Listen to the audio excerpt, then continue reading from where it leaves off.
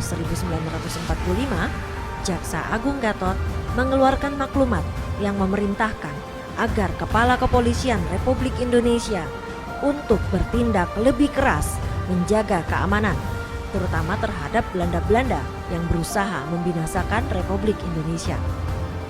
Pada tanggal 24 Oktober 1945, atas permintaannya sendiri, Jaksa Agung Gatot Taruna Miharja minta diberhentikan dalam tugasnya oleh Presiden Soekarno. Untuk sementara waktu, tugas dan wewenang Jaksa Agung dijalankan oleh Ketua Mahkamah Agung. 6 November 1945, Mr. Kasman Singodimedjo diangkat menggantikan Mr. Gatot Taruna Miharja sebagai Jaksa Agung kedua. Mr. Kasman memindahkan kantor Kejaksaan Agung ke Jalan Matraman nomor 56, Jakarta. 1 Desember 1945, Jaksa Agung Kasman mengeluarkan instruksi kepada polisi, tentara, dan jaksa agar tahanan dan tawanan bangsa Indonesia yang bersalah agar segera dituntut di muka hakim dan yang tidak bersalah agar segera dimerdekakan untuk dapat mengabdikan diri bagi nusa dan bangsa.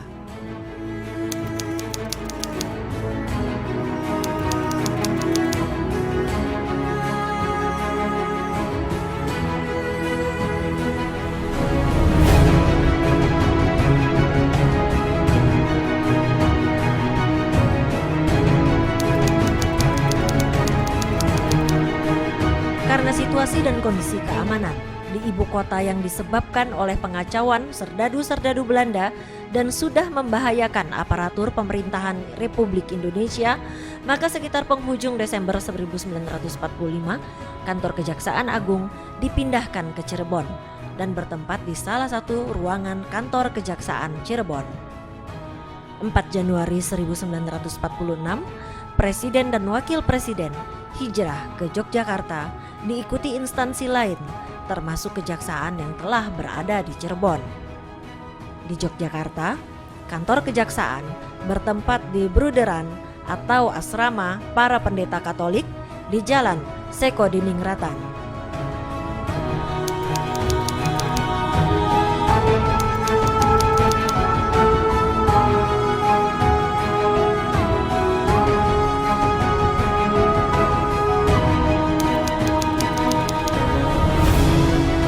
Pada masanya, Mr. Kasman Singodimedjo juga mengeluarkan instruksi penting bagi perkembangan eselonisasi dan tata kerja kejaksaan.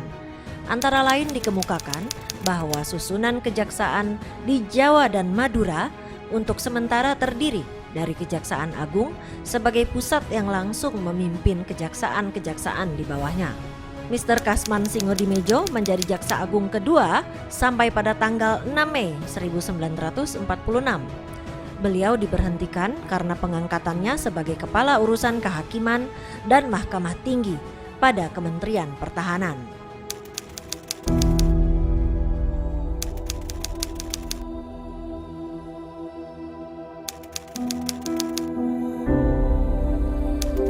Pada tanggal yang sama, Presiden Soekarno juga menetapkan dan mengumumkan Undang-Undang Nomor 7 Tahun 1946 tentang Pengadilan Tentara. Dalam pasal 9 ayat 1 disebutkan bahwa Jaksa Agung karena jabatannya menjadi Jaksa Tentara Agung. Dan dalam penutup pasal 21 disebutkan bahwa ketua, wakil ketua, anggota-anggota, jaksa, serta panitera pengadilan tentara yang bukan opsir tentara oleh Presiden diberi pangkat militer sesuai dengan kedudukannya masing-masing. Dalam peraturan pemerintah ini diputuskan dan ditetapkan peraturan tentang pangkat jaksa yang tercantum dalam pasal 1 ayat 5 dan 6, yakni Jaksa Tentara Agung diberi pangkat serendah-rendahnya Jenderal Mayor dan Jaksa Tinggi tingkat 1 diberi pangkat serendah-rendahnya Kolonel. Pasal 2 ayat 3 dan 4, yakni Jaksa Tentara diberi pangkat serendah-rendahnya Mayor dan Jaksa Tentara Pengganti diberi pangkat serendah-rendahnya Mayor. 22 Juli 1946, Mr. Tirta Winata dilantik sebagai Jaksa Agung ketiga. Bertempat di Malang, pada tanggal 17 Februari 1947, Presiden menetapkan Undang-Undang Republik Indonesia Nomor 7 Tahun 1947 tentang susunan dan kekuasaan Mahkamah Agung dan Kejaksaan Agung yang diumumkan pada tanggal 3 Maret 1947. Dalam pasal 1 ayat 2 disebutkan bahwa susunan Kejaksaan Agung terdiri dari 1 jaksa agung dan beberapa jaksa tinggi yang diangkat dan diberhentikan oleh Presiden. Dan dalam pasal 6 ayat 1 yang menetapkan bahwa ketentuan tersebut berlaku surut terhitung tanggal 17 Agustus 1945. Kedudukan Kejaksaan Agung semakin kukuh. 1 September 1947, Jaksa Agung Tirtawinata mengeluarkan surat yang ditujukan kepada Menteri Penerangan yang mengutarakan dengan jelas keadaan kejaksaan di daerah Republik Indonesia, di mana antara lain dikemukakan bahwa pemeliharaan keamanan dan ketertiban termasuk kepolisian preventif berada di bawah pimpinan dan pengawasan Jaksa Agung. 8 Maret 1948 sampai dengan tanggal 27 Mei 1948, peristiwa 3 Juli 1946 di Yogyakarta, yakni peristiwa percobaan coup d'etat oleh unsur militer dan politik seperti antara lain Mayor Jenderal Sudarsono dan Mr. Muhammad Yamin, disidangkan oleh Mahkamah Tentara Agung. Peristiwa ini adalah peristiwa kudeta pertama dalam sejarah Indonesia merdeka. Mahkamah Tentara Agung diketuai oleh Mr. Dr. Kusuma Atmaja dan Jaksa Agung Penuntut Umum adalah Mr. Tirtawinata. Beliau adalah Jaksa Agung pertama yang tampil langsung di pengadilan sebagai penuntut umum.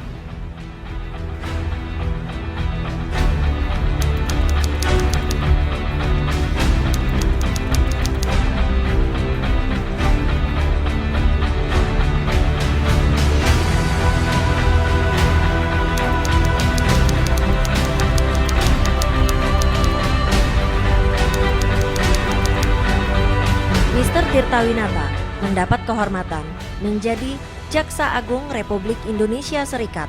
Berhubung dengan itu, maka tugas-tugas Jaksa Agung di negeri Republik Indonesia yang berpusat di Yogyakarta dilaksanakan oleh Jaksa Agung Muda Mr. Muljatno dan Mr. Sudrajat. Di masa Republik Indonesia Serikat terdapat perubahan penting mengenai kejaksaan dan presiden. Apabila dalam Undang-Undang Dasar 1945, kejaksaan merupakan komponen kekuasaan eksekutif dalam urusan penegakan hukum yang langsung ada di bawah presiden sebagai pimpinan tertinggi pemerintahan presidentil, maka sistem demikian tidak dianut dalam Konstitusi Republik Indonesia Serikat. 17 Agustus 1950, Republik Indonesia Serikat berakhir dan terjadi perubahan konstitusional dari Republik Indonesia Serikat yang berbentuk federal menjadi Negara Republik Indonesia Kesatuan. Jaksa Agung pertama dari Negara Republik Indonesia Kesatuan adalah Tirtawinata.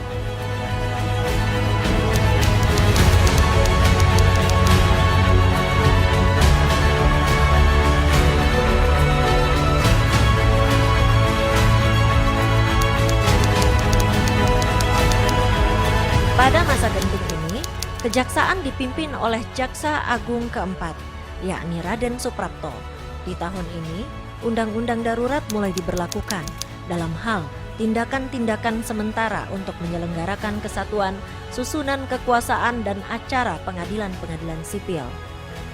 Perkara Angkatan Perang Ratu Adil atau APRA, Sultan Hamid, Andi Aziz, RMS, Zungschläger, dan Smith ditangani dan diselesaikan di masa ini. Kejaksaan turun langsung secara aktif dari penyusunan data hingga berita acara. Jaksa Agung Suprapto tampil langsung sebagai penuntut umum atas peradilan perkara-perkara pelaku pemberontakan atau pergolakan bersenjata di daerah. Pada masa jabatan beliau, dimulai secara berangsur penambahan jaksa-jaksa dengan tenaga muda lulusan universitas dan sekolah pendidikan jaksa. Tetapi penambahan tenaga jaksa berjalan dengan lamban karena terbatasnya kemampuan keuangan yang disediakan oleh negara. Sehingga demi memenuhi tenaga jaksa, maka pegawai kejaksaan yang berijazah Osvia dan Mosvia diwajibkan mengikuti kursus istimewa selama 6 bulan. Penambahan tenaga jaksa semakin meningkat tahun 1955 dengan penerimaan lulusan Fakultas Hukum Negeri, baik tingkat sarjana muda maupun sarjana, yang memperoleh tugas belajar maupun bukan dari sekolah menengah kehakiman atas, sekolah hakim dan jaksa, serta tenaga-tenaga tugas belajar. Jaksa Agung adalah penuntut umum tertinggi dan kepala kepolisian justisial, baik represif maupun preventif. Harus mengetahui segala peristiwa dan perkembangan di masyarakat dalam segala bidang yang meliputi politik, ekonomi, keuangan, sosial budaya, pertahanan keamanan, dan hukum. Di kepemimpinan Jaksa Agung Suprapto terdapat perwakilan kejaksaan di luar negeri, antara lain di negara Singapura, Hong Kong, Bangkok, Manila, Tokyo, Jeddah, dan Kairo. Tetapi pada tahun 1959, perwakilan-perwakilan kejaksaan dihapuskan karena dianggap berlebihan. Jaksa Agung Suprapto dikenal sebagai jaksa yang memiliki keberanian. Akhirnya harus diberhentikan dengan hormat pada tanggal 1 April 1959 karena membuat keputusan kontroversial. Ia memulangkan Smith, seorang terhukum dari Belanda yang memberontak terhadap pemerintahan Republik Indonesia untuk kembali ke negaranya. Keputusan yang didasari pertimbangan kemanusiaan ini mengakhiri kepemimpinan Jaksa Agung Suprapto.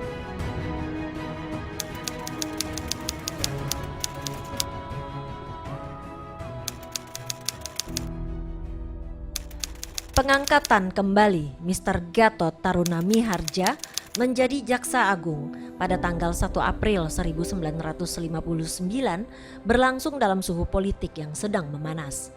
Penyebabnya antara lain kegagalan konstituante membentuk Undang-Undang Dasar pengganti Undang-Undang Dasar 1945 serta memberikan keputusan terhadap anjuran Presiden kembali ke Undang-Undang Dasar 1945. Sekarang, hei bangsa Indonesia, bangkitlah kembali. Bangkitlah kembali dengan jiwa proklamasi di dalam kalbu. Tinggalkan alam yang lampau, tetapi jangan mengeluh. Jangan mengeluh. Keluh adalah tanda kelemahan jiwa. Ya, memang alam yang lampau salah.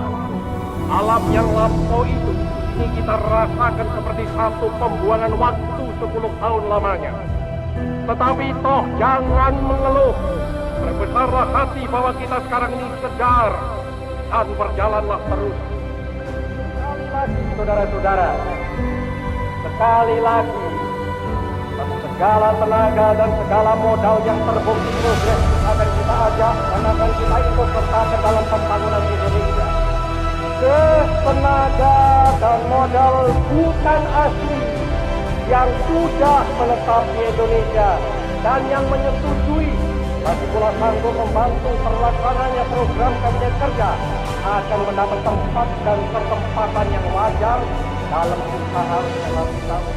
Perubahan-perubahan yang terjadi pada kejaksaan adalah bagian dari perubahan struktural dalam rangka retooling organisasi aparatur negara menyeluruh yang dilakukan oleh Presiden Soekarno sebagaimana digariskan dalam amanat tersebut. Sebagaimana yang pertama, di masa jabatan beliau yang kedua ini juga berlangsung sangat singkat, yakni hanya 4 bulan 21 hari saja. 22 September 1959, Adiaksa tegas yang tak kenal takut terus berjuang menyelamatkan keuangan negara ini kembali diberhentikan dengan hormat.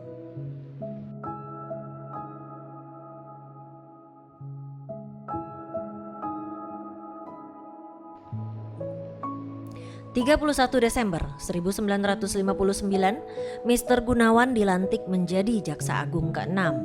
18 Februari 1960 diadakan lagi perubahan kabinet. Di bawah menteri yang memimpin suatu bidang ada beberapa menteri. Menteri-menteri yang masuk dalam bidang keamanan nasional adalah Kepala Staf Angkatan Darat, Kepala Staf Angkatan Laut, Kepala Staf Angkatan Udara, Jaksa Agung Mr. Gunawan, Urusan Veteran, Kepala Kepolisian Negara. 22 Juli 1960, status kejaksaan dari lembaga non-departemen di bawah Departemen Kehakiman menjadi lembaga yang berdiri sendiri dan diperkuat dengan keputusan Presiden nomor 204 tahun 1960 tanggal 15 Agustus 1960 yang berlaku surut terhitung mulai tanggal 22 Juli 1960.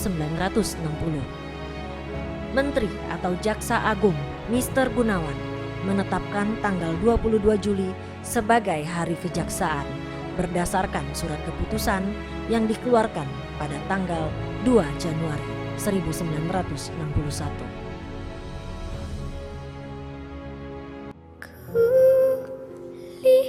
Adiaksaku, tak terasa engkau telah memasuki usia 61 tahun. Sebuah rentang perjalanan waktu yang tidak singkat. Dinamika dan riak penegakan hukum telah kau hadapi. Adiaksaku, saat ini Ibu Pertiwi sedang bersedih hati. Akibat COVID yang sedang melanda negeri, seluruh upaya tercurah untuk menangani. Adiaksaku, di tengah keterbatasan yang ada, engkau tetap bergerak dan berkarya untuk bangsa. Engkau justru mampu melampaui ekspektasi yang ada.